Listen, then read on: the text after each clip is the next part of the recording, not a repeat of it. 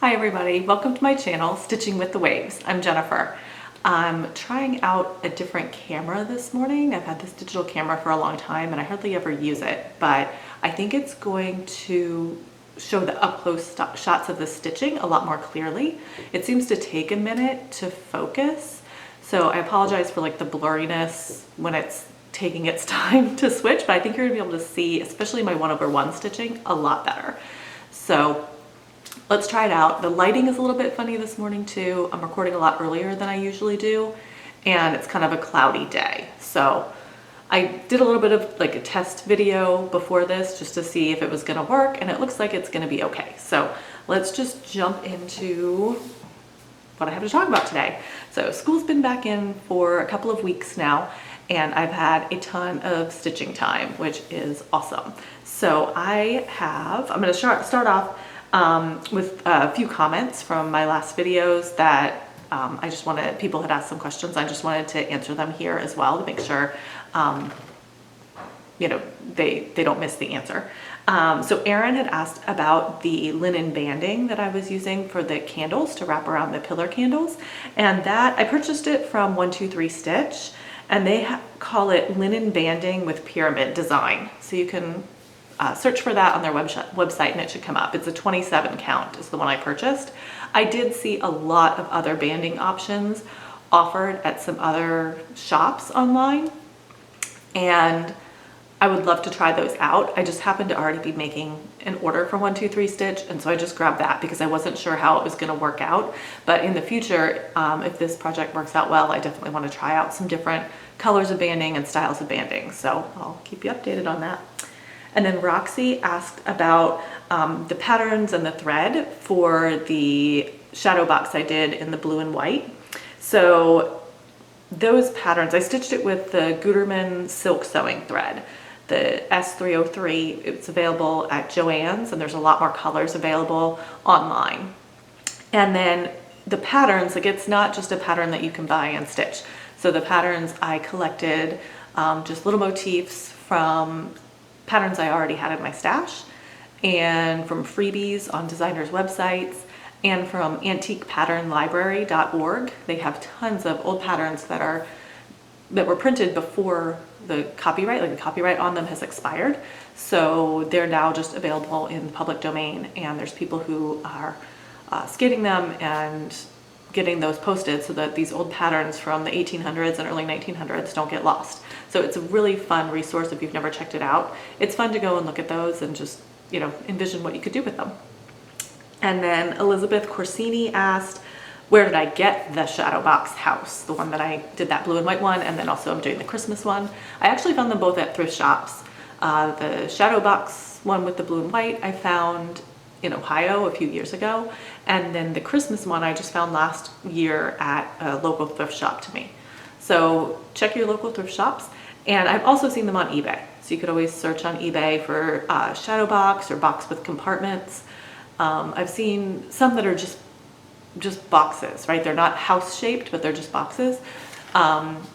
You can search for house shelf or house shadow box and just see what comes up. You never know what's going to get listed on there. You can also save the search on eBay so that if something comes up, you can get notified about it and be able to get your bid in. And then I saw Gary on Sunshine Stitchers was stitching. It's a Halloween themed box, and I think the design was from Blackbird Designs, but I'm not sure what the name of it is. But he was stitching it, and it's a series of little designs, and then you finish them and put them in a shadow box. It's just a box shape, not a house. But he said in the pattern, it tells you the SKU number for the box at Hobby Lobby. So apparently Hobby Lobby has something similar, not house shaped, but something where you could stitch little compartments. So that would be another place to check, I guess. I haven't tried to find that one, but maybe that helps somebody out there. All right, so let me show you my throwback finish. This is actually my very, very first cross stitch ever that I made when I was about 10 years old. So I dug this out for Common Threaded Stitcher hashtag on Instagram in August. I did not do that great at keeping up with it. I did a few days here and there sporadically. We were busy traveling and just, you know, back to school, lots of different things going on. And so I didn't keep up real great, but I did dig up my original cross stitch. So let's do the first close up here. It's gonna take it a second to focus, but there we go. Two cute little bears. I'm pretty sure that I just looked through my mom's pile of cross stitch magazines and pattern books back in the 80s and found this pattern and picked it out to do. So when I was finished with it, she, I can show you the back because she very kindly covered the back with just a white fabric, so you can't see. I'm sure it's probably a total mess under there, but you can't tell because she covered it for me.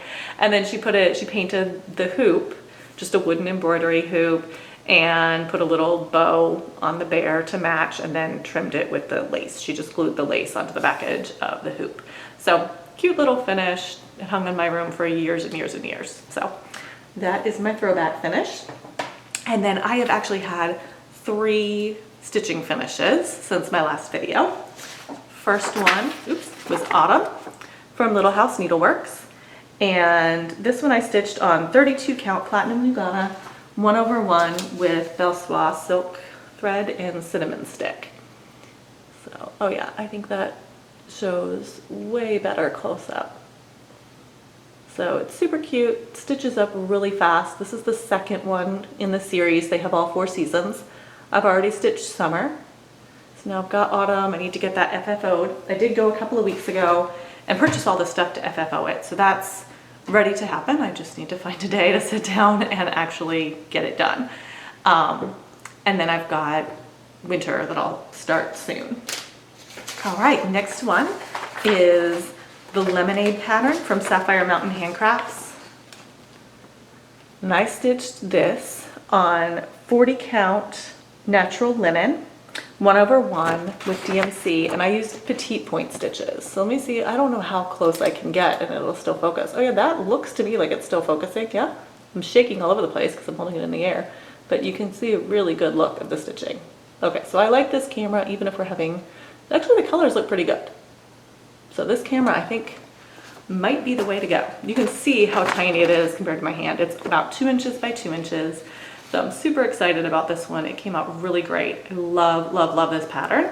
It is a freebie from Sapphire Mountain Handcrafts. So you can go to her Instagram page, Sapphire MT Handcrafts, and get the pattern for this. All right, so those are my 3 finishes. Oh, nope, sorry, those weren't my 3, that was my 2 finishes, sorry. Okay, so the other thing I finished was the spool ornaments, the Christmas patterns I've been stitching up, and I'm gonna wrap them around not antique, but just wooden spools. So this one, it was stitched, I need that piece of paper back, on 40 count natural linen as well. This was stitched over 2 though, with full crosses in DMC. And I'm pretty sure that in my last video, I had these 5 on the natural linen finished, but I'll give you a nice up close look. I feel like the colors in this lighting aren't quite as vibrant. I feel like they're a little bit richer shades than what that just showed. And then I finished, since my last video, on the 40 count ivory. I did another 5 patterns there. So this one with the cats is for my daughter Caitlin, and I put the date on it. And then this one with the pineapples is for my daughter Emily. So last time I had started these, the pattern I found was from the 1990s, and man oh man did they have some crazy colored pineapples in the 90s. So I ended up ripping that out and starting over. And I really like the new color choices that I made with those. They came out great. Those were all stitched 2/2 with the DMC on 40 count. Okay, so then my whips. Let's move into whips because I had a big pile of those. So I caught up my Mystery Sal Quakers in France. So how far back do I have to go here? Oh gosh, a little further back. Okay, there we go. That's the whole thing. So it's just missing one section down there in the bottom corner. That was actually released this morning. So I am going to get stitching on that very soon. So these most recent things I stitched were these horses here with the wagons full of wine bottles and wine barrels and the little grapevines and leaves across the bottom. I feel like this camera picks up my shaking a lot more. It's hard to hold these up in the air without shaking, and I feel like this camera really accentuates that. But I stitched Quakers in France. That's on 32 count lamb's wool linen, 2/2 with DMC. So like I said, the last piece just came out this morning, so I'm ready to get that all finished up. And then the rest of my projects, I have a bunch of Christmas projects that I had started for Jolly July, and I'm trying to get them finished up by December. And they were all more than halfway left to go before I had them finished. Like some of them had 3/4 left. There was a lot of stitching left to do on them. So I got those 3 finishes because I had really just picked up the project and focused and got it done, rather than rotating frequently. So then I picked one Christmas project. I picked the Quaker ball. And this is by Fleur de Lin. She's a French designer. There we go, that's focusing. Super cute. You stitch, I think it's 26 different pieces, and then stitch them all together into the ball shape. So I'm stitching this on 32 count lamb's wool linen, 2/2 with DMC. It's just all the called for colors that she had. And let's get the whole thing in there. There we go. So I have all these pieces done. So I had stitched, I had finished one of the squares, and I did 2 octagons, and then I just kind of ran out of steam. I wanted more variety than that. I wanted to stitch on something else. So I decided to kind of switch it up and stitch one motif on a project, and then switch to a new project, stitch one motif on that, move to the next, stitch one motif on that. So that's where I've been doing. So let me see if I can get up close on some of these. It's a little hard for me to see where I'm showing you. So these little snowmen are really cute, but man, oh man, did I struggle with the B5200. It is just so hard for me to see the white. And I think that's part of the reason I ran out of steam to just stitch this one until it was finished, because it's so hard for me to see the white on this fabric. So I don't know what to do about that. I just try and stitch it in daylight. I finished these little houses, the little sheep, I can't see what I'm showing you now, and the little trees. So I've got, let's see, there's a total of 6 octagons, which means I have 2 octagons left, and then 8 hexagons, and that'll be finished. So it's coming along really well. I'm just gonna keep working away at it because there's a lot of pieces to it.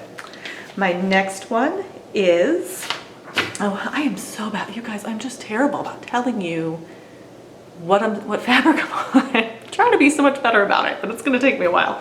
So the Quaker ball is on 36 count flax linen, 1/2, oh sorry, 2/2, no, that's not true. 1/2, 1/3 of DMC, over 2, with DMC. Okay, moving on. My next project is the 12 Days of Christmas, which is a free pattern from Paulette Stewart of Plum Street Samplers. And I'm stitching that on 32 count, there we go, 32 count platinum Lugana, 1/1 with the Belle Soie silk threads. So you can find this freebie pattern on her website, and I'll put the link in the description box. Made lots of good progress with this one. I was able to get through 2 or even 3 rounds by switching and just doing one motif. So I've finished, I think last time I showed you this, I was working on 9th day. Let me get my face out of the way because it's focusing on me and not the stitching. There we go, 9th day. And then I did 10th day. And then I came up, and 3rd day, I just need to do the red border, sorry, down this side right here. Just get that red border finished up. And then 3rd day will be done. So that's coming along really well as well. Then my next project is my Christmas house. I'm using patterns from this book. So this is another shadow box, and it's going to be a Christmas themed house shaped shadow box this time. So Magic of Christmas to Cross Stitch by Veronique Enginger.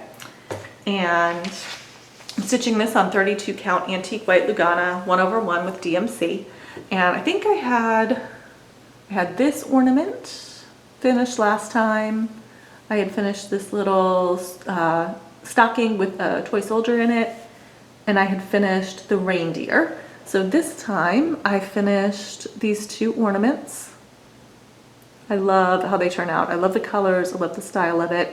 They were difficult to stitch. That back stitching on the 1/1 on this tiny fabric was tough. If I hadn't already finished some of the other ornaments, I think I might have switched and used Gutermann silk thread, which is a little bit thinner than DMC, to do the back stitching. I think that would have been easier, but it is what it is. So I'm just going to continue with what I've got. And then I also finished, head out of the way, the Christmas tree. Sorry, I'm having trouble getting that and centered. So I just finished that Christmas tree in the last rotation. Came out great. So I've still got 4 more of those that I want to get stitched up this year. Coming along. Then I worked a little bit just to switch it up so I wasn't doing all Christmas stitching, to give myself some variety. I have my spring sampler banner from Sapphire Mountain Handcrafts started. So I went ahead and just stitched a band on that. When it came up in the rotation, I would stitch 1 band. So this is where I am with that. Came out great. So I did those 2 bands over the trees that are above the trees. So that is coming out really pretty. I'm loving the colors, and I'm not focusing too much on that one because obviously spring is a long way away, but I need some variety in what I'm stitching just so I can not be constantly stitching Christmas. Oh, sorry. Spring sampler banner is on 28 count Whisper Lugana, 1/1 with DMC. And then my big old beast of a project that's been going on for 12 years, Garden Stars from Ink Circles. So I am just doing the same thing here, pick it up and do a motif. So I had just finished a page when I showed it to you in the last video. So I finished this motif. Part of it was on, the page corner kind of runs here. So I finished this circular motif down here, and then the next time I picked it up, I finished off the bottom of this giant green, dark green motif up here. So I'll show you the whole thing opened up now. It is really coming along. I'm getting close, and I'm gonna have to stand up in order for you to even, oh gosh, how far back do I have to go? There we go. Gotta go way far back for you to see that. So it's coming along. It's getting there. That one's really looking great. That's fantastic, because I really want to get that one done. All right, so I had a new start. I know, I'm talking about dwindling down my whips, but I had a new start. I had finished the lemonade in Petite Point, so I am trying to do a daily 30, where just 30 minutes a day I work on a Petite Point project so that it doesn't strain my eyes so much. I didn't do super great with sticking to that 30 minutes a day. I've kind of fallen off the wagon, and I need to get back to putting this one in 30 minutes a day, but I was getting excited about some of my other projects and moving through them so quickly, so I kind of fell off of it the last few days. But I started another pillow for my miniature house. I had shown you one that I made, I think it was in video 3 that I had shown it. So there's some freebie patterns on a French website, and I'm just gonna link the name of the website in the description box. I can't even begin to pronounce it. Bien le bonjour. I don't know. I've got nothing. I took a couple of years of high school French, and this is beyond me. So I'll link the website. She has an absolute ton of free patterns on her website. So she has, I think, 7 or 8 of these.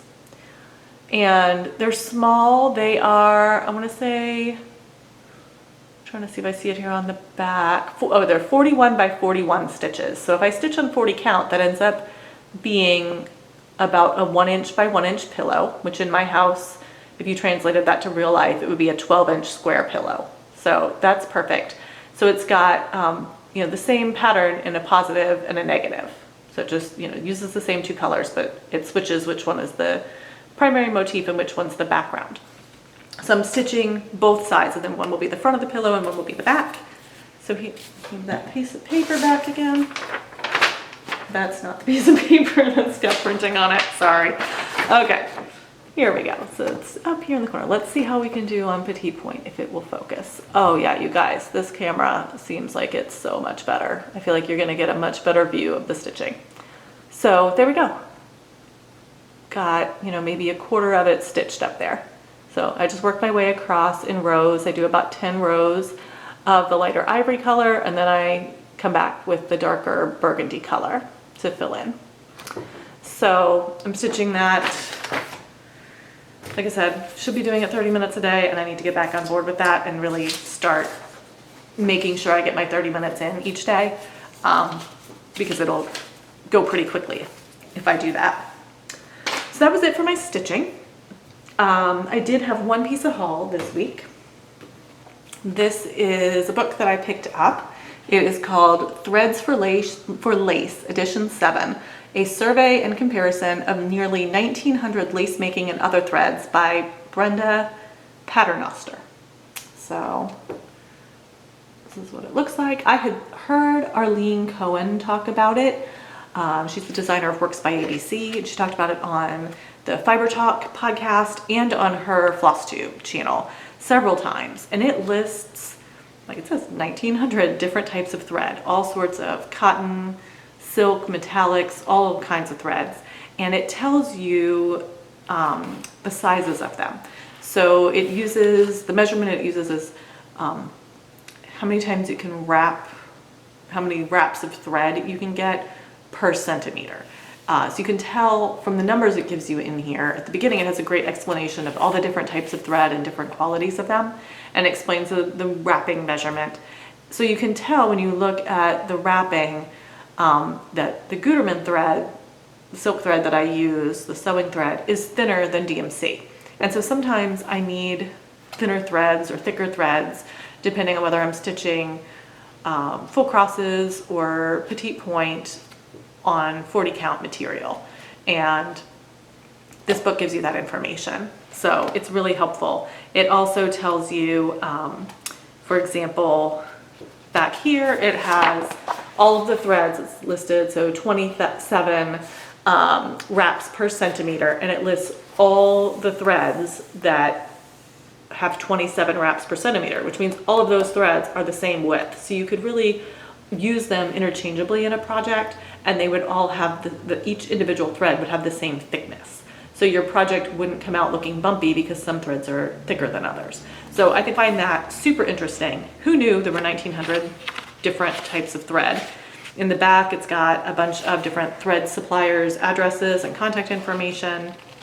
So I think it's going to be a good resource when I'm trying to find threads that will work interchangeably, because especially if I'm stitching something from DMC, I'm trying to convert the colors to silks to stitch with petite point, and DMC probably has the most different shades. So the one thread, like if I'm using a Versoix, I can't necessarily find the color I need there, but I'll be able to tell what other brands of threads are the same width that I could use interchangeably in that same project, and I can look for colors in those threads that better match. So it would give me a wider range of colors to use on a single project. So I was really interested in picking that up. So plans, I want to get those Christmas projects dwindled down. I really want to get them finished off. I'm doing well. I've got the 12 Days of Christmas and the Christmas house down to more than halfway finished. If you'll notice, I did not stitch on those candle wraps right now because I have to frog out some of that one, the one that I started on and kept having to frog. Last time I worked on it, I noticed I needed to frog more, and I just haven't had the motivation to sit there and pick that all out and restitch. So I didn't do those. They are pretty close to finished, and one of these days I will just get motivated. It'll be the day that I'm just like, yep, gonna do it today, and I'll do it. But I haven't had that day yet, so it'll happen eventually. But I've gotten at least 2 of the projects more than 50% of the way. So I'm thinking at some point I'll get motivated when I get close enough. I'll say, you know what, I don't want to switch projects. I want to just keep stitching this until it's done. I feel like I'm in good shape and I probably will get them completed before Christmas, but I have 2 new starts coming up that I have planned. So that's going to make it a little more difficult, but I need to get Quakers in France finished. Like I said, that last section just came out this morning. So I want to get that stitched up as fast as I possibly can, because my stitching book club Mystery Sal starts on Sunday. So that is being organized and designed by Sapphire Mountain Handcrafts. You can buy the pattern on Etsy, and it's a Pride and Prejudice theme. So we're going to read Pride and Prejudice, and she has designed a traditional sampler with a Pride and Prejudice theme that we'll be stitching. So each month for 3 months, she's going to send out a part, and there'll be reading to do in the book, and then we'll have a book club discussion on Instagram. So it's gonna be tons of fun. If you want to join, there's still time. You can go buy your PDF from her at her Etsy shop. And I wanted to show you real quickly what I had picked out. So let me see if I can hold these without dropping them. Okay, so I picked the 40 count ivory linen, and then these are my DMC shades that I'm gonna use. I did a little bit of a color conversion. She had more of the pinks and I wanted to have more blues. So I just switched up my colors a little bit.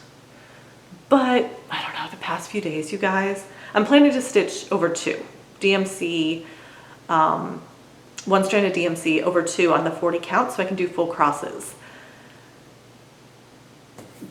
In order to do full crosses over 1 on the 40 count, I really need to use the Gutermann thread or something thinner. I don't have a big enough stock of anything thinner except for Gutermann. I have, like, I don't know, 25 or so shades of Gutermann, maybe 30. I've kind of been contemplating, should I go through my Gutermann stash and see if I have the right colors to stitch this over 1. I don't know if I have the right colors, and it's kind of been in the back of my mind. And then I'm also like, do I really want to make this project something that's a little more difficult for me to see, or do I want to keep it so it's nice and easy for me to see to stitch it? So I don't know. I'm not sure. I might just take a look at my Gutermann threads later today and see if I want to switch. But for right now, that's my plan.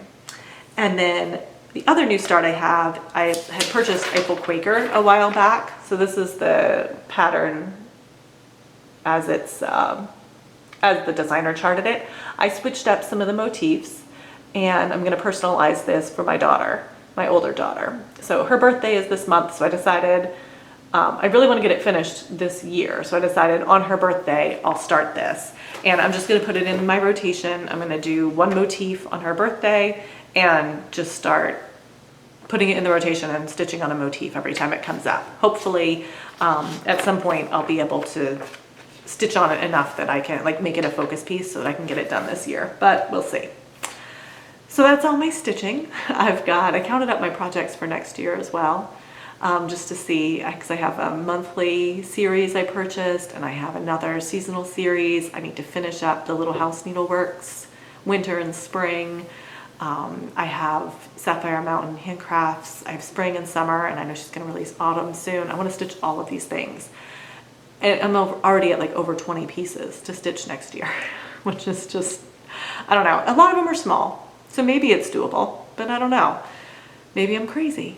I don't know, because I have my big printer's tray too. I think my printer's tray has 52 compartments.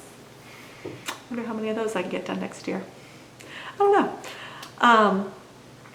But I'm starting to see the end on some of these Christmas projects, so I'm trying to figure out what will be next. How many whips do I really want to have started, and what do I want to prioritize and get done next? So I will be thinking about that until next time. I'll be working on my Sal and enjoying stitching. I hope you guys all enjoy your stitching too. Thanks so much. If you want to leave a comment about the video quality, that would be great. I would love to hear how you see it, if the the focus quality on the stitching, if you think that's better than previously I was just recording on my phone. If you think this digital video camera is better, let me know so I can get some feedback on that. so far this has been pretty easy to use. So if it has better video quality than the phone, I'll switch to using this camera all the time. But let me know what you think. And oh, I wanted to say thank you to all of you who commented on my last video about your Flosstube channels. I didn't pick a Flosstuber to highlight this week because I wanted to just, you know, say if you want to find some new Flosstubers who like the same kind of stitching I do, go check out the comments on the last video, because I asked people who had a Flosstube channel to comment and let me know they have one so I can go and watch the people who are watching me. So I've been checking you guys out. I haven't gotten through everyone yet, but I am working my way through as I have time to watch Flosstube. And I love watching your videos, love connecting and putting names with faces of people who are watching and commenting. And it's just a lot of fun to interact with everybody. So thank you for everybody who did that, and for everybody who commented and is just making this Flosstube experience a great place to be. I really appreciate it. I hope you are doing well, and happy stitching until next time. Bye.